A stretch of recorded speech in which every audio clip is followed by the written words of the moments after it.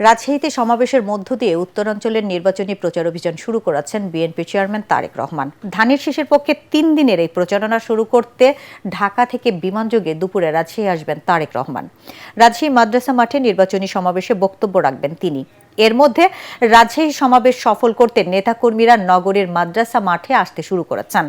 রাজশাহী জেলা ছাড়াও নাটোর, চাঁপাইনবাবগঞ্জের ১৩টি সংসদীয় আসনে ধানের শীষের প্রার্থী ও নেতাকর্মীরা সমাবেশে যোগ দিচ্ছেন।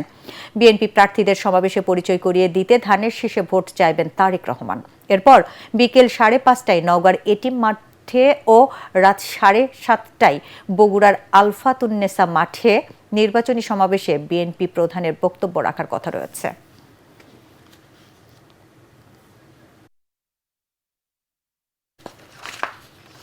দর্শক, এই মুহূর্তে রাজশাহী সমাবেশ স্থলে আছেন আমাদের সহকর্মী মইনুল হাসান। সরাসরি আমরা চলে যাচ্ছি তার কাছে।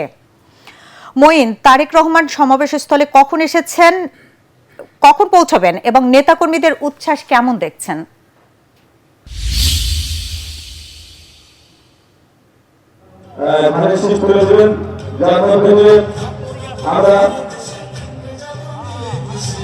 আমরা যে ভোট যোদ্ধা হয়েছে বাংলাদেশের মানুষের স্বাধীনতা, সার্বভৌমত্ব, গণতন্ত্রের রক্ষার সংগ্রাম, এই সংগ্রামে আমরা কাজ করব।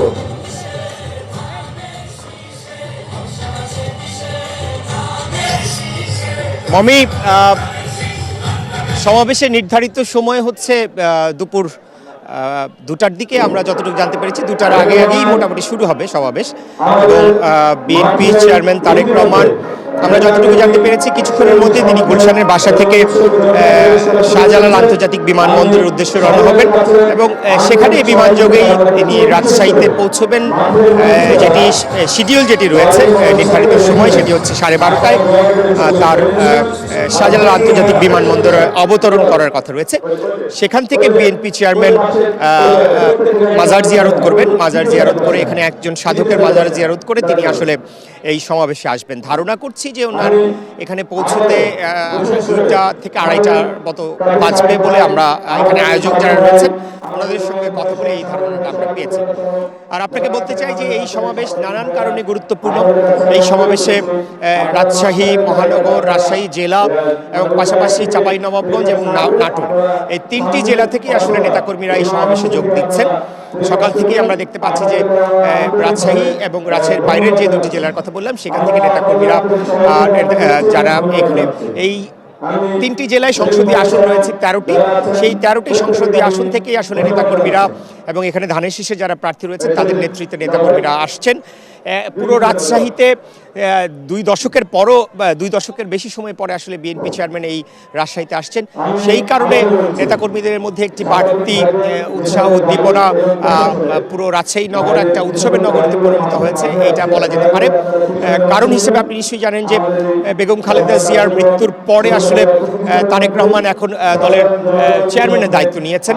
তো চেয়ারম্যানের দায়িত্ব নেওয়ার পরও তার এটি প্রথম এই উত্তরাঞ্চল সফর। সেই কারণে নেতাকর্মীদের মধ্যে একটি বাড়তি উৎসাহ উদ্দীপনা রয়েছে এবং এখানকার নেতাকর্মীরা বলছেন যে এই উত্তরাঞ্চল বরাবরই বিএনপির যখনই একটি সুষ্ঠু নিরপেক্ষ প্রতিদ্বন্দ্বিতাপূর্ণ নির্বাচন হয়েছে সেই নির্বাচনগুলোতে বিএনপি সবসময় ভালো করেছে।